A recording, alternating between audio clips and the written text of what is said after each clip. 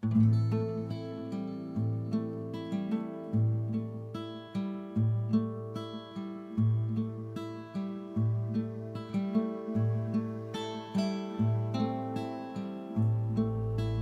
and welcome to another game review from the YouTube channel of the Sanitarium.FM. I am your reviewer for this video, The Predicted Cyborg, and today we're taking a look at a turn-based strategy game that markets itself on being a fast-paced alternative to similar games that may take longer.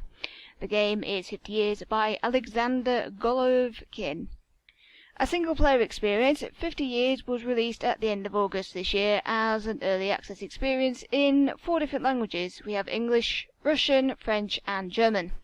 The game has already been in development for around 2 years, and the developer feels that the genre of the game is a hard one to get right.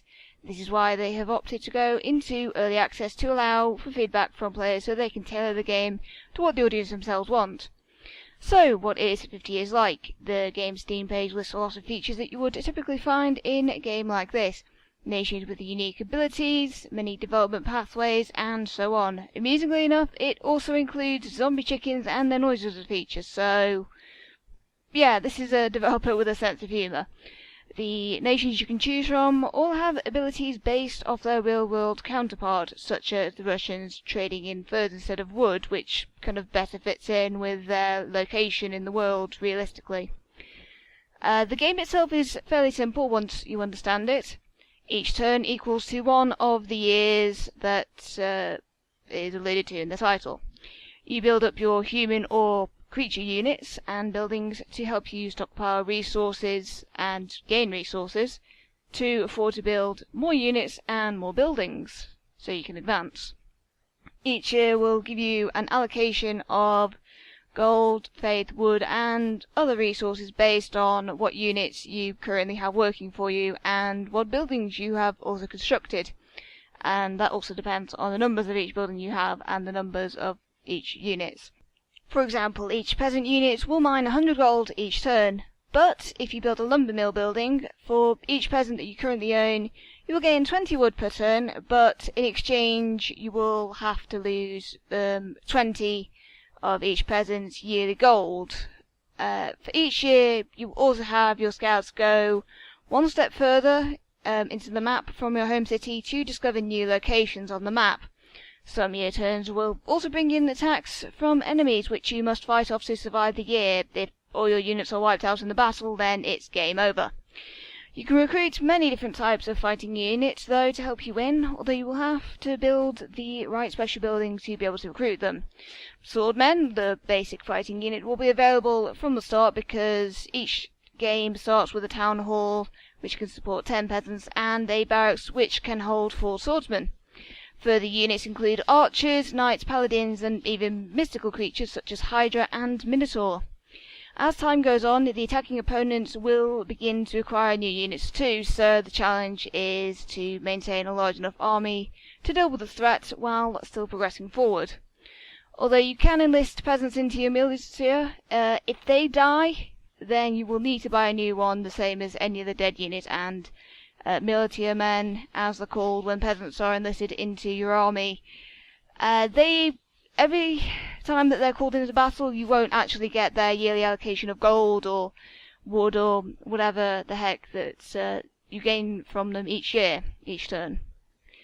Faith is the game's way of letting you buy unlockable abilities. There are several different churches, and although you don't have to stick to just one of them, you do have to be able to build up the more readily available lower abilities to be able to reach the better, higher quality abilities, which are later on. So basically, it's like an unlock chain. You need to have been able to do stage 1, 2, and 3 to be able to get to that really good stage 4 ability that you can see down there. I am quite fond of what I can only assume must be the Chicken Church, possibly of the Chicken Devil, whose shrine you find before the first den or dungeon on the map, and who you can actually make deals with. You can have him kill one of your enemies each battle, or you can get a scroll of transformation to transform all your enemies into zombie chickens, but that will require him to take your soul. I've not yet been brave enough to try that out. Maybe I will after I've uploaded this video. And yeah, you might have noticed a bit of a theme going on here. Apparently the people working on this game really love chickens. Or they think they're evil and the devil, who knows. To play, the game Steam page is actually quite right about it. This is a turn-based strategy that won't eat up a day of your time with planning. It really is quick and to the point. Most games will not take more than an hour, depending on how well you know the game. And most importantly, it does actually present a challenge. The game is fairly easy to pick up, but to be able to make it to the end of the 50 years is going to take an awful lot of balancing and an awful lot of trying to do things at the right time. Like, do you build a lumber mill and take away your peasants' gold producing abilities, which could have an impact later on? Or do you build it straight away so you can get the archers? That's up to you. The longest I've managed to survive in this game so far is for about 25 years for the halfway point. Basically, by that point, my armies and my resources were slowly being eaten away by attacking enemies, because I was having enemy armies attack me each turn, and basically, slowly but surely, I just didn't have any might left to fight with. So to get to the end, it probably takes an awful lot of practice and consideration, and as I said, balance. Like, as I say, do you build a lumber mill now, or do you save it for later? Gold or wood, which is more important? That is up to you. There are different ways of proceeding forward in the game, and it certainly has some great replayabilities to it. Like, for example, the first den or dungeon you can come across in the game that's after the chicken shrine, the chicken devil's shrine, which is always there. It could be a poacher's camp, or it could be a zombie chicken graveyard. Yeah, a zombie chicken graveyard, as I said. I have a feeling that these developers really, really love chickens or think that they're evil. Something like that.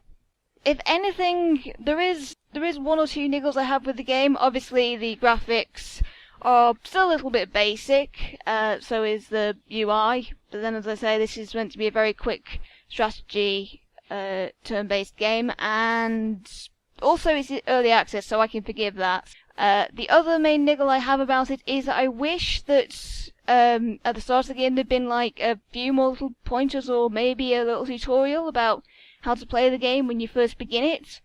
I mean, it's fairly easy to pick up, but all the footage you are currently watching that I filmed for this, I did actually record it after I'd learned what to do with the game, but at first it was a little bit confusing, and it would have been nice to get like little text saying, in order to do this you need to do this, and all that sort of stuff. It doesn't have to be complicated, just little things to point you where to go and what to do and what certain things are for, and obviously an option to turn it off in case you're the sort of person who doesn't like having that text clog up your screen. I mean, I completely get that, I'm that sort of person, but as I say, it would have been nice for the first time I played it. Again, this is early access, so I assume this is being considered. Overall, this is a rather nice little quick strategy game. It's available now on Steam in early access, as I say, for £3.99 if you are using British money, or $4.99 if you are using the American currency. It is really worth that small amount to pay as well. I mean, actively, this developer is seeking feedback on how to make his game better. He's actively looking for feedback, he's actively looking to improve his game, he's working with the community, and that is always a bonus for early access games, and especially small indie ones like this. This game has a lot of promise, and it's pretty damn nice to eat up a few hours with. Go and get it, give it a try if this is your sort of game, you really can't lose. And so, that does it for another review.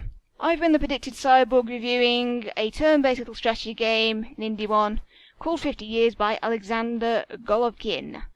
Remember that we do reviews, but also we've got articles and radio shows over on our website at www.Sanitarium.FM. So please come join us over on our Discord, join us at the site, tune in for some wonderful musical entertainment, and to read all of the articles. And as for this review video, I'll be back with another one soon, so I'll see you for the next one. Bye bye. Hey guys, thanks for watching. Make sure you check out some of these other videos from Sanitarium.FM and follow us on Facebook and Twitter. The information is right below that big shiny subscribe button.